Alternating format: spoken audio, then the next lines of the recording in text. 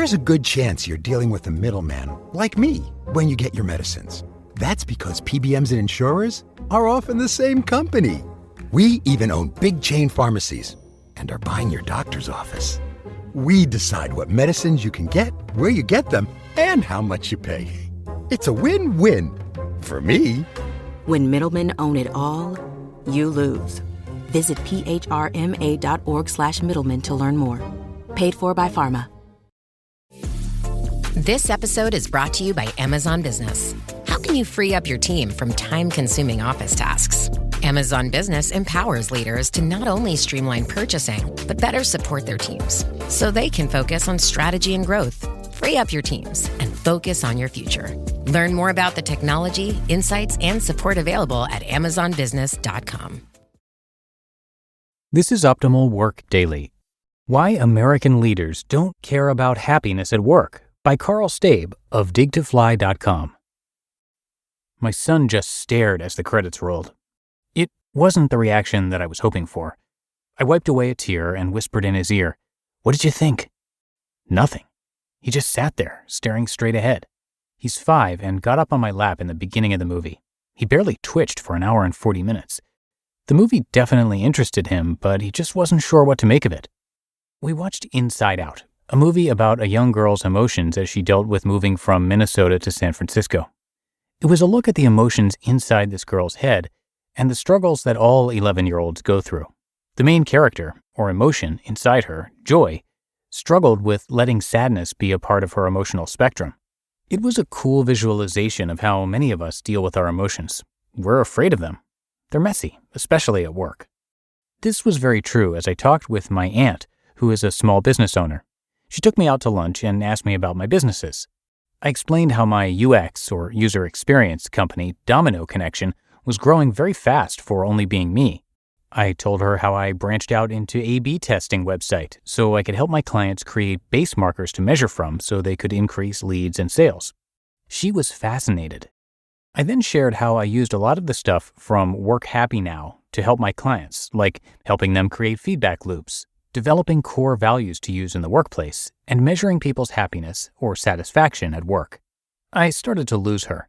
I tried to bring her back, but I felt the pushback about measuring happiness. I've seen this again and again from American leaders at work. Don't get me wrong, my aunt has a lot of happiness ideas in place for her employees. She tries very hard to make employees feel listened to and appreciated. She buys them lunch when they work weekends. She pays 100% for their health care. There are a lot of perks, but she also makes a lot of mistakes, which she'll also admit. There are no perfect leaders. As I tried to bring her back to the idea of measuring happiness and improving her feedback loop, she explained how she already did a lot of this and didn't really need to improve it. I paused and thought about a conversation that I had with a potential client around creating happiness measurement markers in their company. You can't improve what you don't measure. I created the Work Happy Now Emergency Kit, break in case of stress overload. Leaders like my aunt can bring a more positive experience into the workplace and improve engagement if they have help.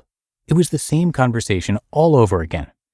Americans don't like dealing with emotions in the workplace. We don't want to deal with sadness, anger, and even happiness. We have a hard enough time accepting our own thoughts and emotions. Dealing with other people's emotions just gets harder. Does it mean we should ignore emotions in the workplace because it's hard? No. Let me ask you, how often do you celebrate at work? Not just closing a big client or someone's birthday, which of course is good to do, but celebrating a team's hard work, just sharing a proud moment even if it didn't work out. Taking a moment to celebrate someone's hard work shows them that you're listening, that you notice how hard they're working. It's this appreciation that can make an employee's week. It's not just Americans that struggle with emotions in the workplace. Germans, Brits, and Japanese people struggle with emotions too. We are afraid to admit we are tired and stressed, frustrated. We push these emotions down and take it out on our families, which isn't fair. That's why measuring people's emotional states is important. We can see patterns in the joy and the struggle. We can use these patterns to help make better choices for the company, to retain people who are thinking about leaving the company, or improve how people view their experience at work. Is it perfect? Nope. Science isn't perfect. It gets even messier with trying to measure feelings. It's about doing our best to improve upon our experiences so we don't get overwhelmed, stressed out, and cause more damage to ourselves or other people. It's also about being happier, because if we aren't happy at work, we don't have good results. Quote, "The point of life is happiness." The Dalai Lama. Asking for feedback from employees on a regular basis is just one listening tool that you can use to help increase happiness. This is where it gets tough for many leaders. They first have to admit that they aren't perfect and they need help, that they don't always listen as well as they should or believe that they are. Are American leaders afraid of the answers that they will get if they ask how happy their employees are at work? Maybe they're afraid of getting too much feedback or not enough. So I ask you, why do you think Americans are so afraid of emotions at work? Do you see it similar to me or from a different perspective? You just listened to the post titled, "Why American Leaders Don't Care About Happiness at Work" by Karl Staib of digtofly.com.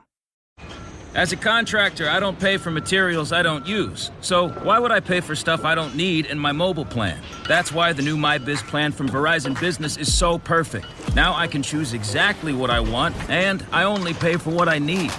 Right now, with MyBiz plan, get our best price, as low as $25 a line. Visit verizon.com/business to get started today. Price per month with 5+ lines. Includes autopay and paper-free billing and special intro offer discounts. Taxes, fees, economic adjustment charge, and terms apply. Offers end June 10th, 2025. Eczema isn't always obvious, but it's real. And so is the relief from Ebglyss. After an initial dosing phase of 16 weeks, about 4 in 10 people taking Ebglyss achieved itch relief and clear or almost clear skin. And most of those people maintain skin that's still more clear at 1 year with monthly dosing. Ebglyss, lebrikizumab LBKZ, a 250 milligram per 2 milliliter injection, is a prescription medicine used to treat adults and children 12 years of age and older who weigh at least 88 pounds or 40 kilograms with moderate to severe eczema, also called atopic dermatitis, that is not well controlled with prescription therapies used on the skin or topicals, or who cannot use topical therapies. Ebglyss can be used with or without topical corticosteroids. Don't use if you're allergic to Ebglyss. Allergic reactions can occur that can be severe. Eye problems can occur. Tell your doctor if you have new or worsening eye problems. You should not receive a live vaccine when treated with Ebglyss. Before starting Ebglyss, tell your doctor if you have a parasitic infection. Searching for real relief? Ask your doctor about Ebglyss and visit ebglyss.lilly.com or call 1-800-LILY-RX or 1-800-545-5979.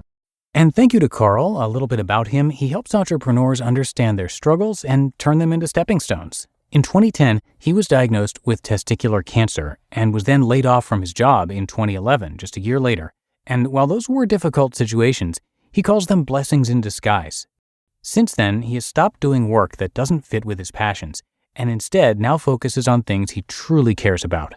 He's the author of the book Bring Gratitude, and he's got a lot to offer on his site, so come by digtofly.com for a lot more, and I have that linked in this episode's description.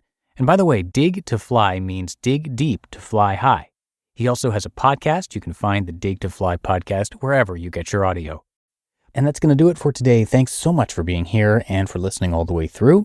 And I'll be back again with you tomorrow for the Tuesday show, where your optimal life awaits.